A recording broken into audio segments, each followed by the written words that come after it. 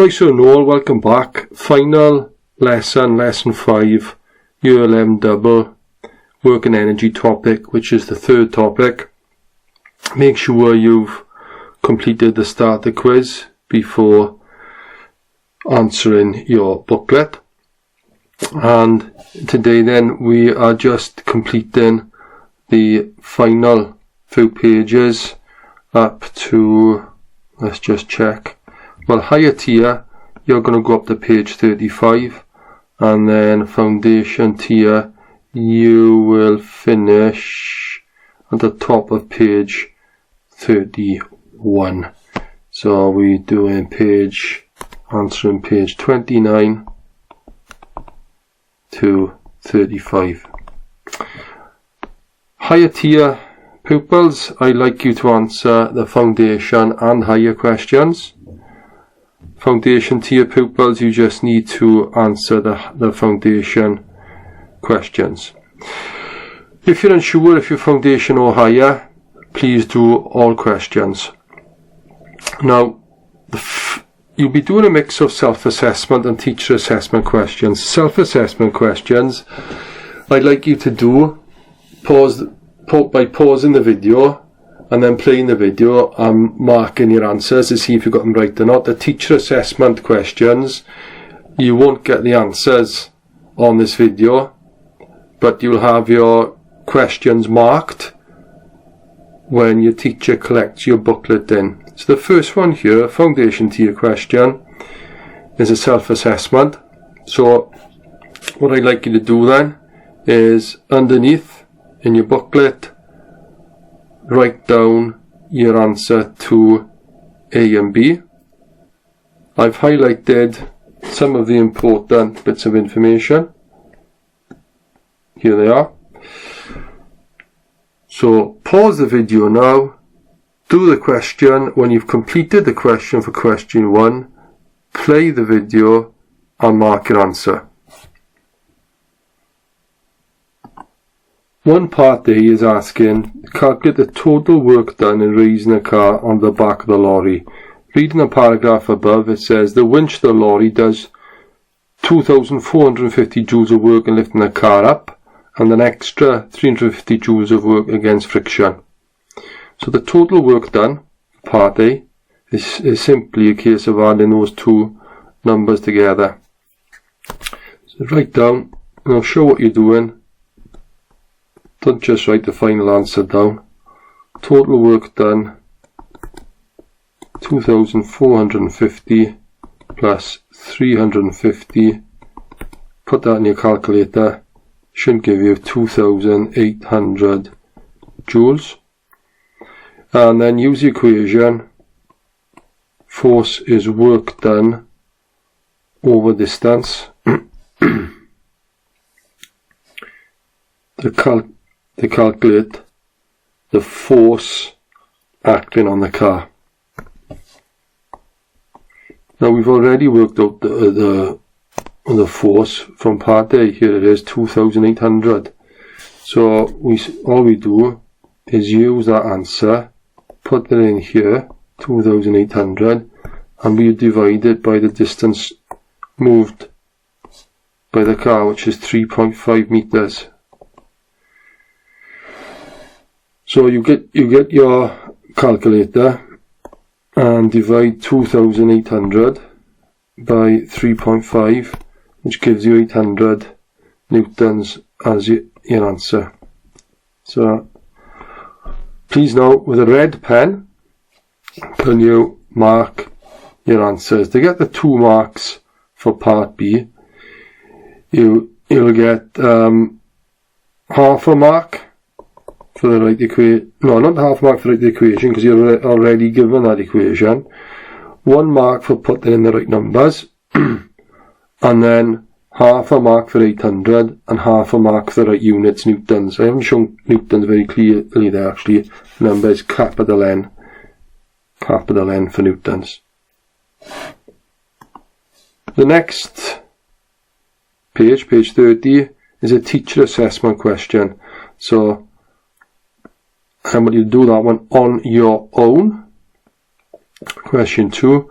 Whereas question 3 here is a self-assessed question, where again what you need to do in a moment is pause the video, then when you've finished answering the question, play the video and check your answers to the answers in the video.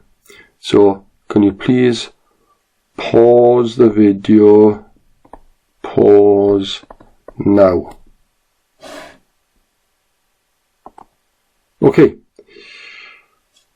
let's have a look at this question then. Copy table 2, well, you won't copy it, it's there for you underneath. Decide whether each statement is true or false. In each case, circle the correct answer. Seatbelts need to be replaced after being used during a crash. That's true, because during a crash the seatbelt might get damaged or stretched, so a new one needs to be put in place. Airbags work by decreasing the impact time. Yeah, we covered that in our last lesson. Remember, if we increase the impact time, it reduces the acceleration. I suppose a better way to show that is like this, isn't it? So if we increase the impact time, we reduce the acceleration, and F equals ma. So if we can reduce the acceleration, we reduce the force acting on the person.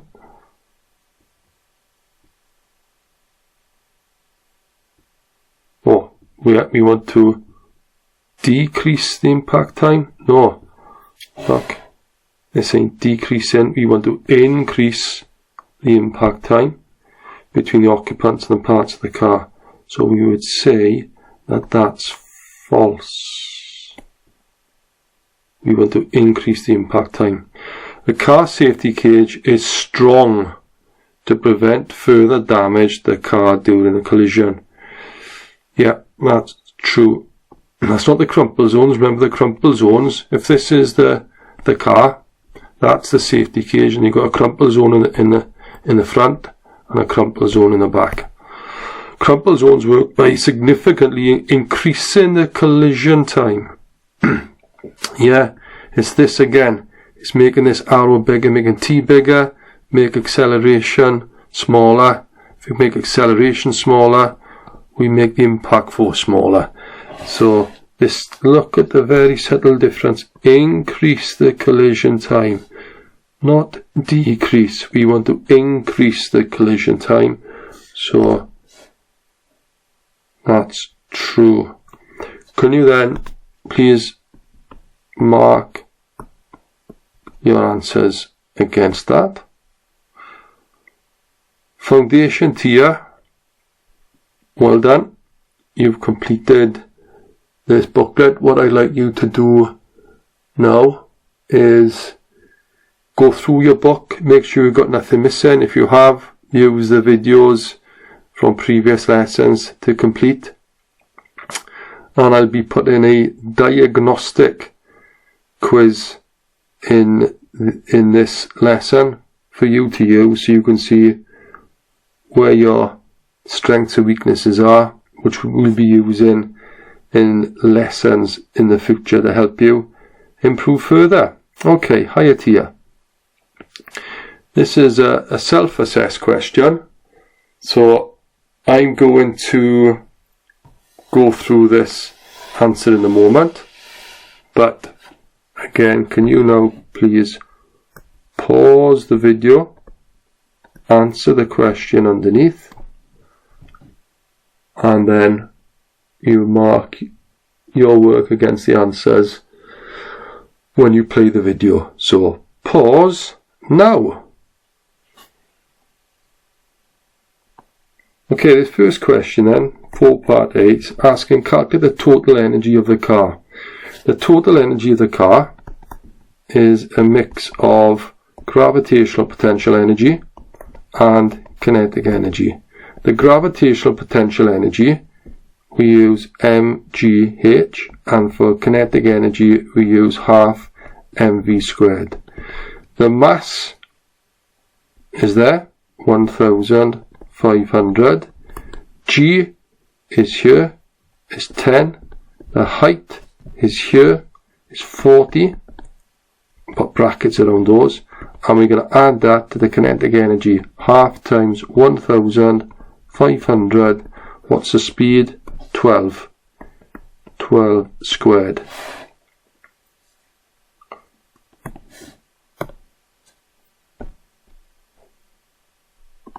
Okay, I've worked that out underneath. I've just put in the numbers and use a calculator to work out the answer. So it's 708,000 joules. You could also write that down as 708 kilojoules. Let's look at the next part. Make sure, of course, you're self-assessing with a red pen, not a blue pen, with a red pen as you're going along. 3 marker, 1 for that, 1 for putting in the right numbers, 1 for getting the right answer. For part B. Okay.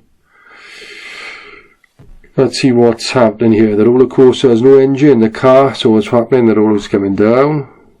Or at the bottom here, we've lost all the gravitational potential energy. It's all kinetic energy. And then it starts moving back up until it stops. And here, it's got 0 kinetic energy. It's all gravitational potential energy. Whereas down here, 0 gravitational potential energy, all kinetic energy.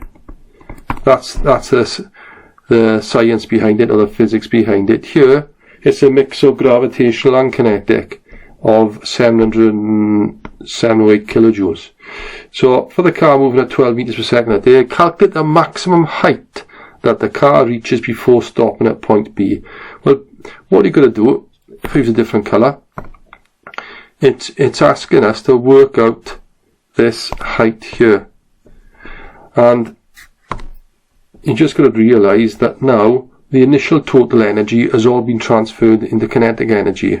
So total energy is now all gravitational potential energy.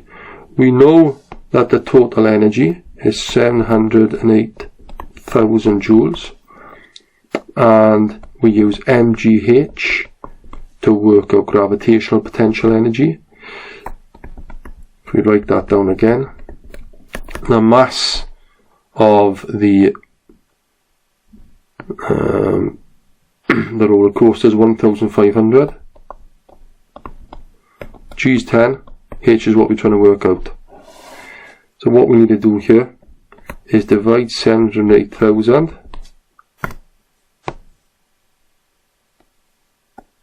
by this here, 1,500 by 10, just a bit of algebra. So that's 15,000. So h is going to be 708 divided by 15,000.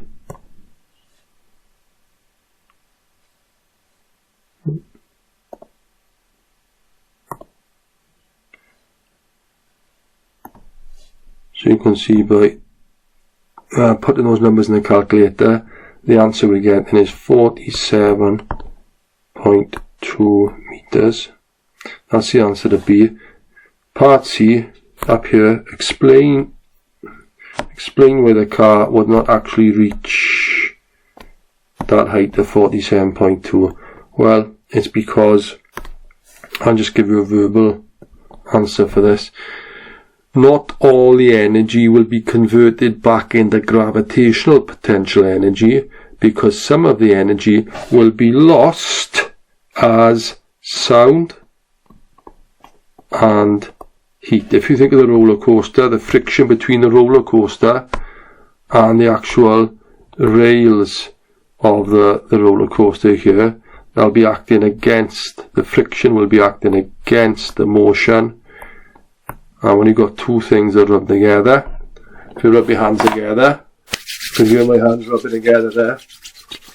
Okay. You can hear the sound energy that's being lost, and I can feel heat energy. So sound and heat energy is being lost. So move on now to question 5. Self-assess. This is Newton's third law of motion. So self-assess, that's one that you're going to mark yourselves. Let's look at this. State Newton's third law of motion. So what I'd like you to do is pause the video. Wait for it. Pause the video. Now. Oh, and by the way, when you pause, make sure you do the question and you complete the question before you press play again. Okay, the first part, state Newton's third law of motion, is just a bit of bookwork that we covered in the previous topic. And the laws here. If, I should read a body, if a body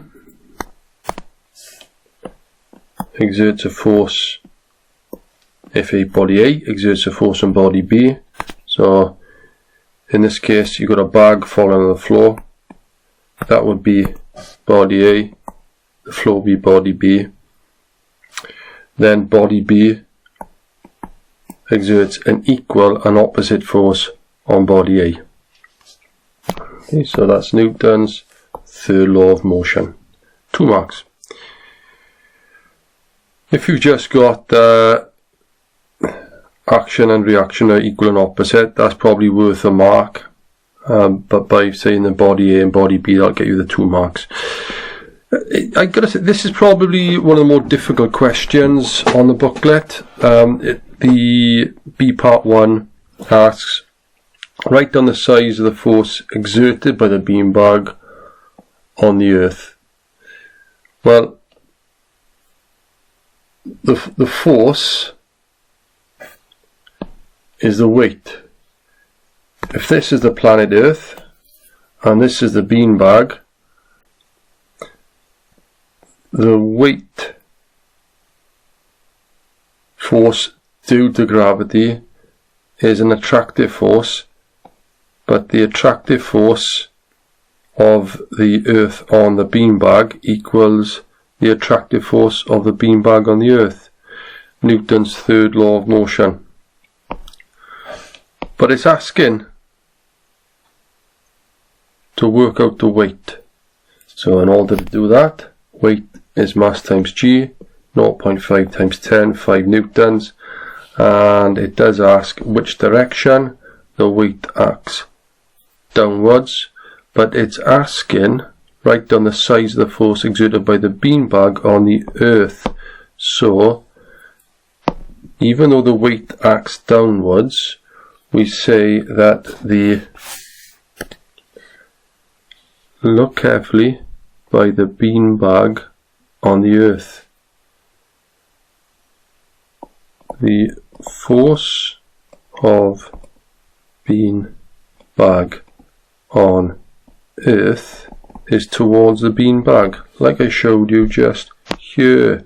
It's this force here. So that would be, that's down, right? Anything acting towards the center of the earth is in a downward direction, so that is up.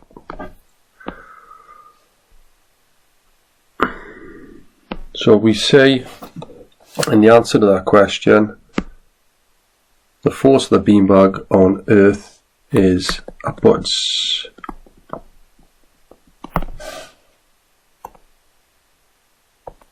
Moving on to the next page, B part 2 and 3, it's asking here, well, first of all, a bit more information. Mass 0.5, drop from rest and takes 0.8 seconds.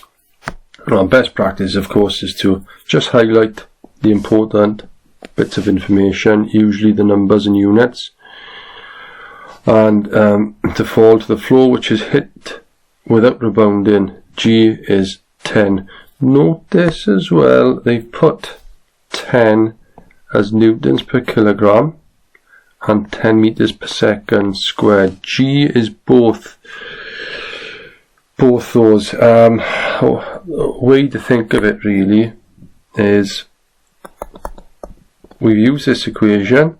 If we rearrange, G is W over M, and if you look at the units, weight is measured in newtons, mass is measured in kilograms, so we write the units down as newtons per kilogram. But we've also used the equation F equals ma, and in the specific case where you've got acceleration due to gravity, then that A becomes G. G becomes F over M. Again, that's newtons per kilogram. But acceleration, as you know, due to gravity or any type of acceleration, is measured in meters per second squared, because change of velocity is meters per second and time is in seconds. So we write that down as meters per second squared. And that's why you might find this question here, part 2, more difficult than others. It says select and use an equation to calculate the velocity with which the beanbag hits the ground. And this equation here for acceleration is something we used in our first topic. So by rearranging that, the change in velocity is acceleration times time. In this case, remember, acceleration is due to gravity 10. We're told that the beanbag falls for 0.8 seconds. So the change in velocity is 8. We know that the bag was dropped from a stationary position. Look at the wording, from rest to stationary position. Therefore, the bag hits the ground with a velocity of 8 meters per second. The next part, the beanbag is stopped in 0.2 seconds. Use a suitable equation and your answer from part 2 to calculate the resultant force. Well, this is our equation. Why are we choosing this equation? Well, you ask yourself, what do we know? We know m, 0.5. We know also the acceleration if we do a calculation here first. So it's a multi-step or a two-step calculation, and then when we work out this value for A, we are then going to substitute it in here. So to work out A, we know that the change in velocity is 8 because it hits the ground at 8 meters per second. It comes to rest, so the change is 8. It takes 0.2 seconds to come to rest, so 8 divided by 0.2 is 40 meters per second squared. Then all we do is put that value for A into the equation F equals ma. M, mass is 0.5, so we get the answer F equals 20 newtons. Well, the remaining two questions are for you to do, teacher assessed, so they'll be marked when your books are taken in. That is the end of this topic. See you next time. Bye.